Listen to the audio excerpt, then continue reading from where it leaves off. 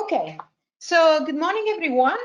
I am Lara Maestrello from the University of Modena and Reggio Emilia, and this work was done in collaboration with my collaborator from the university, Laura Maccavei, and also with Giacomo Benassi from the company Cura Energy. We are working together in projects related to the black soldier fly. And so what I'm going to present is a work related to the optimization of black soldier fly egg laying for industrial purposes. So there is a growing interest on the black soldier fly rearing. As we heard, the whole morning is almost all devoted to black soldier fly because we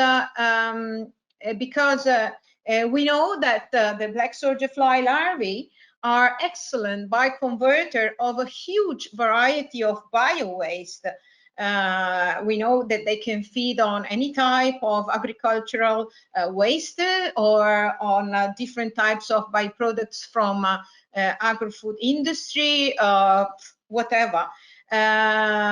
So these make them great for an innovation in the way to treat this bio-waste. But also, these represent a way, the use of these larvae, to valorize the bio-waste in a circular economy perspective. In fact, as we all know, we can use the mature larvae as live insects for different purposes, or we could use the whole dried larvae. We could fractionate them and get the protein meal and the lipid, and we could use also these substances, as well as we could use the chitin and chitosan.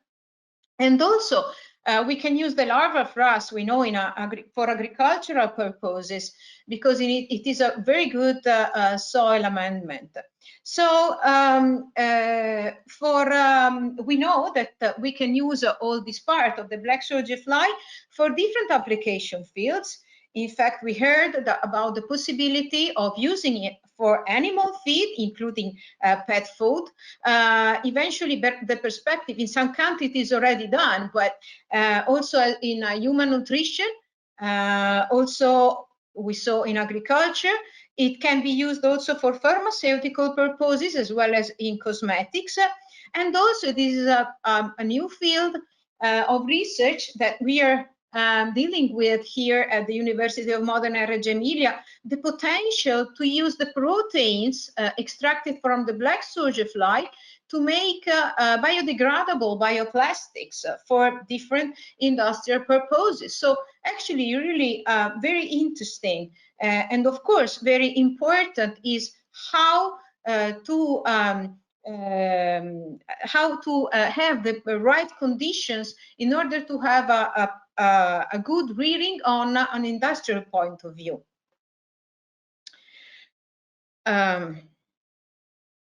Okay, so related to the global distribution of natural populations of black soldier fly, we know that it is native from America, from tropical, subtropical, and warm temperate areas in America. But of course, it can be found, the natural populations can be found also in other parts of the world. Usually what we see is that in tropical regions, the black soldier flies can mate and lay eggs pretty much year long. However, in temperate regions, and here we can also see a map representing the situation in Europe. These are the natural population found in Europe. Actually, this is true, but also more recent research shows that they can be found even in some area even in Central and Central Europe. So probably because of the climate change.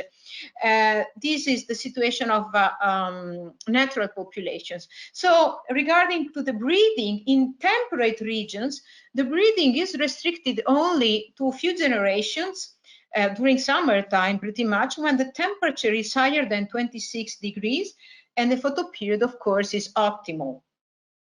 So on an industrial point of view, of course, we need to use the black soldier fly adults in artificial environments because we don't have all the natural, the perfect conditions for their rearing.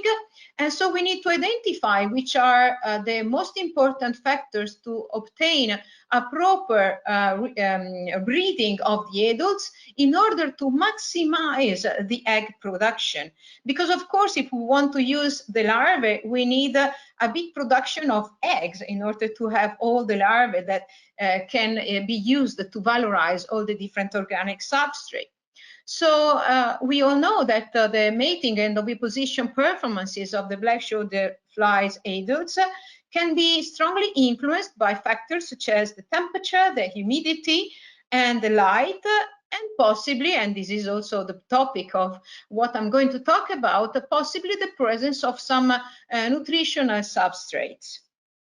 So to have a quick background on the research that has been performed related to this topic, it is not huge compared to the huge amount of literature available regarding the larvae.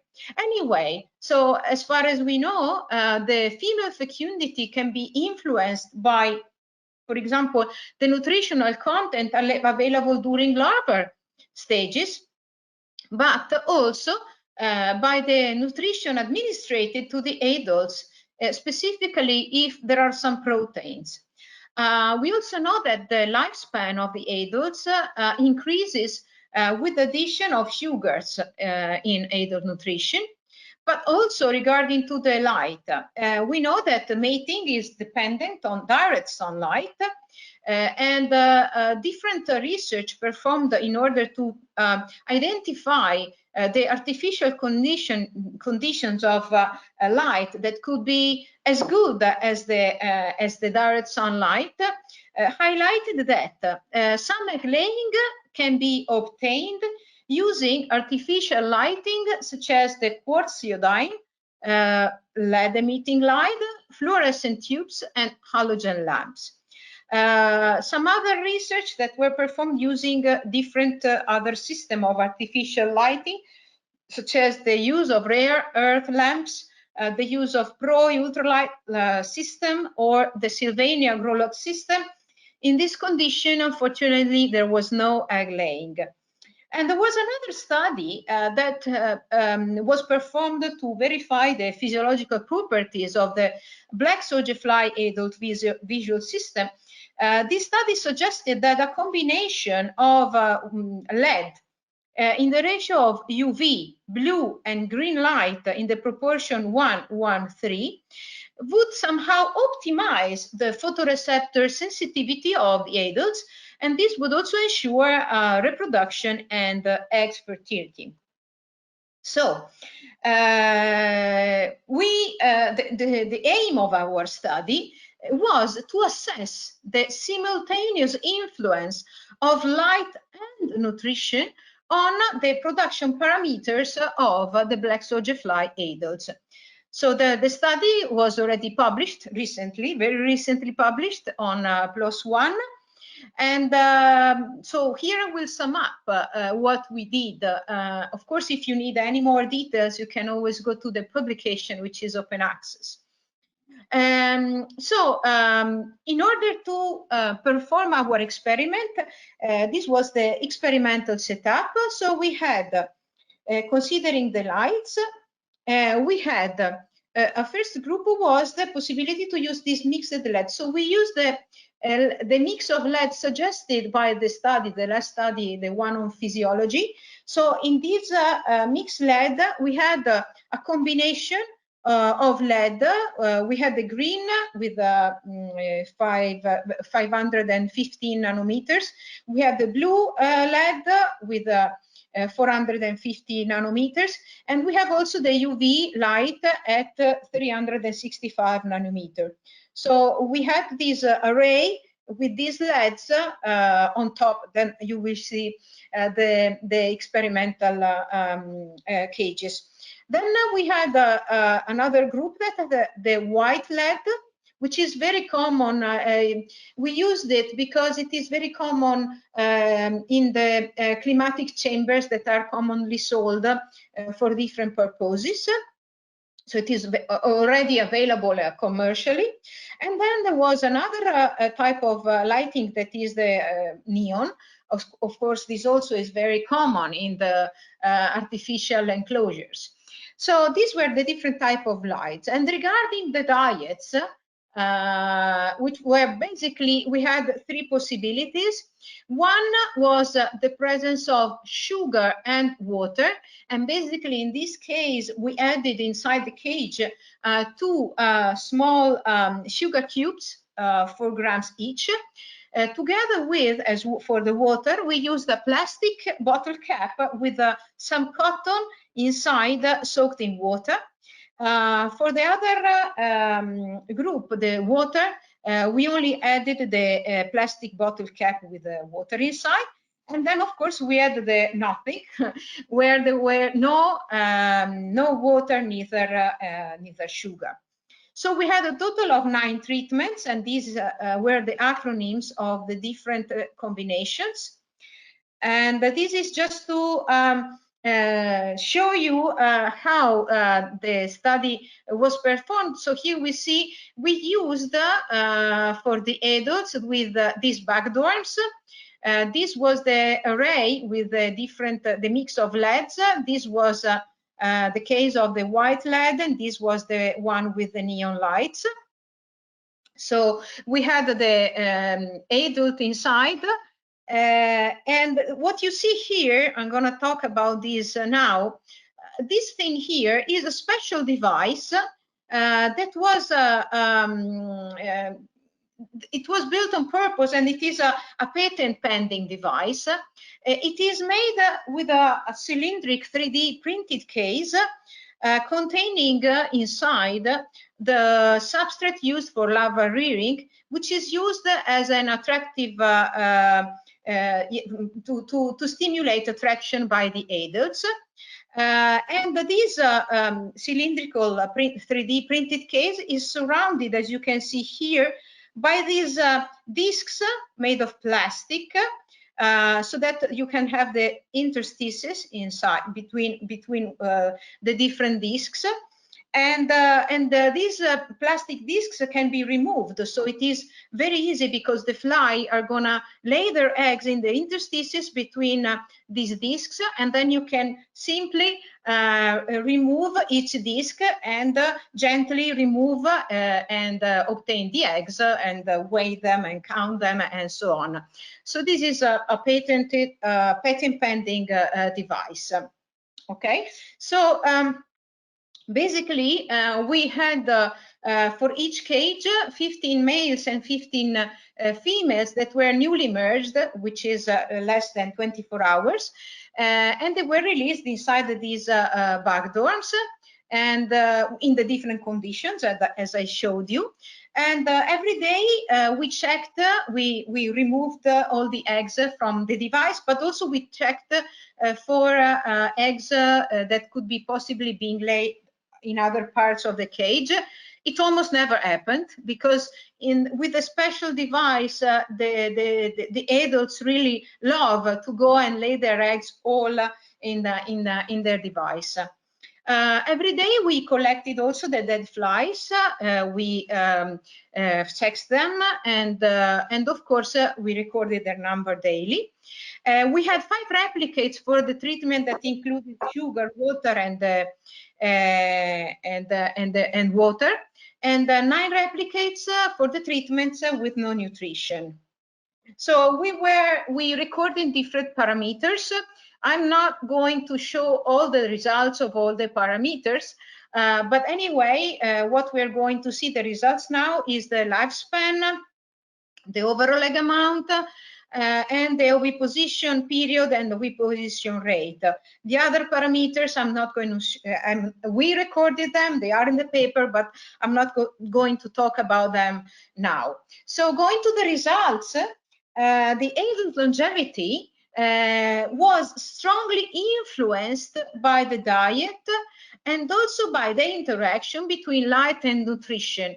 In the paper, you will see there is a quite complicated diagram related to the statistical multivariate analysis. So I'm not going to show you this diagram because it's quite complicated, but you can always go to the paper and see it. So I'm going to just to sum up the results of those analyses. So basically, as you can see here, here we see the lifespan of the females and the one of males. And what you see here, the lifespan was really greater in the condition where we had the mixed lead, both sugar and water. So this is very important. It was longer both for the males and for the females, up to 27 days, you see here. However, what I wanted to point out is also this. So the higher variation that we see in the lifespan compared to the other combinations. So this means that when you have the presence of sugar inside the enclosure, then there is really a higher variation on the lifespan, both of males and females. You see here the females as well as the males. And this is something which has to be noticed because this is not good for mass production.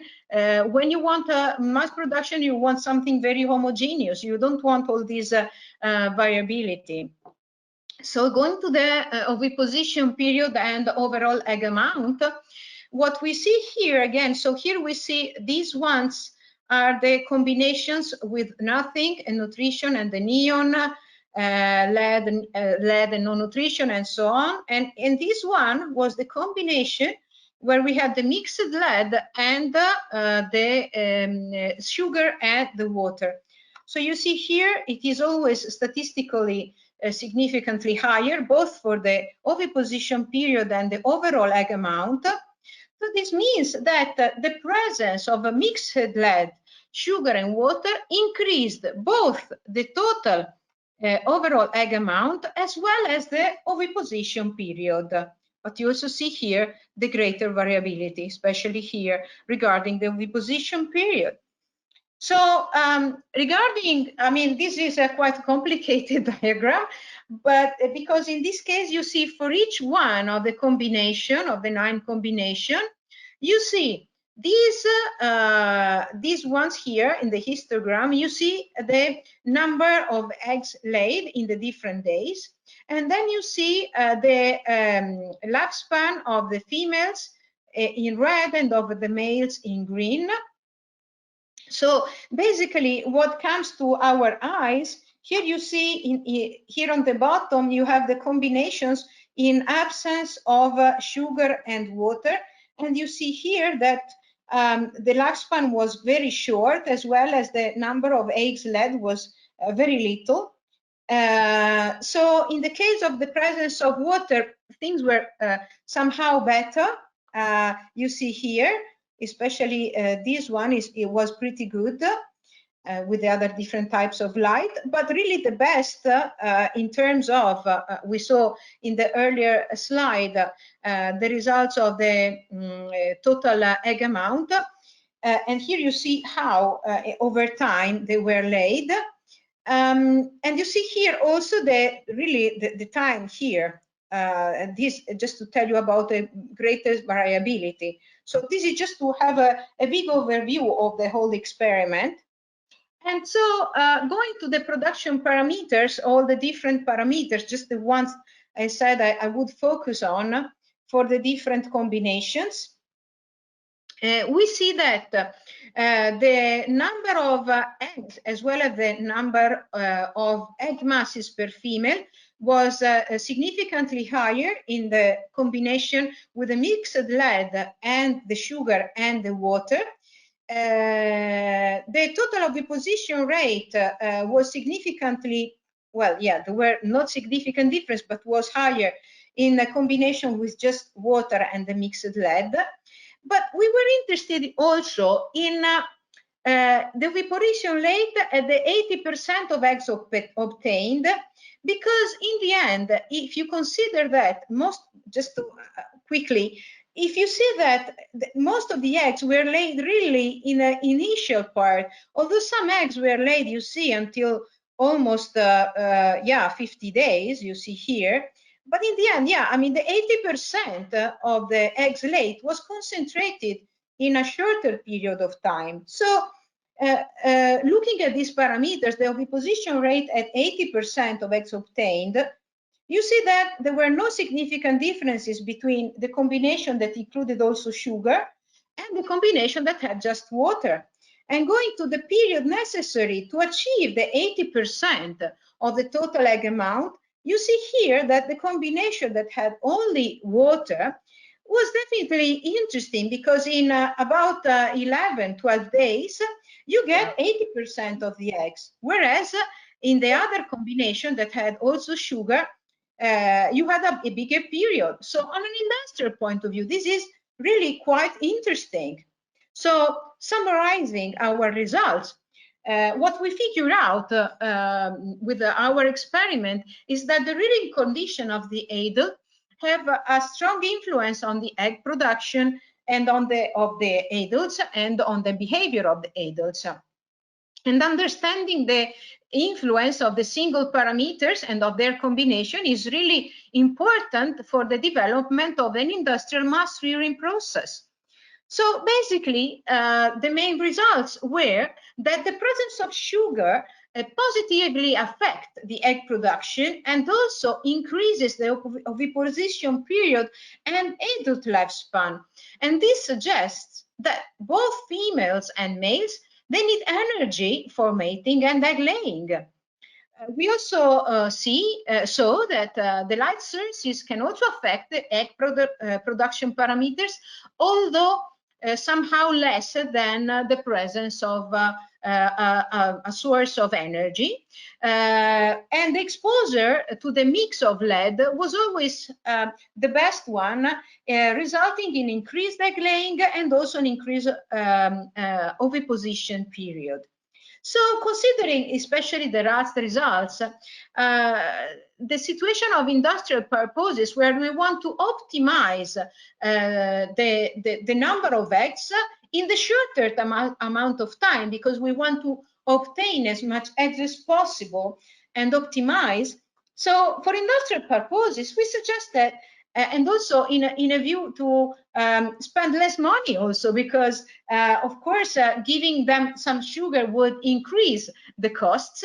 So we suggest that for industrial purposes, the combination of just water and the mixed lead is a perfect trade-off between the quantity of eggs obtained and the oviposition period. Of course, if in conditions when the energy consumption and the space availability are not limiting factors for BSF adult breeding, then the addition of sugar could be useful to increase the egg production. So I really thank you very much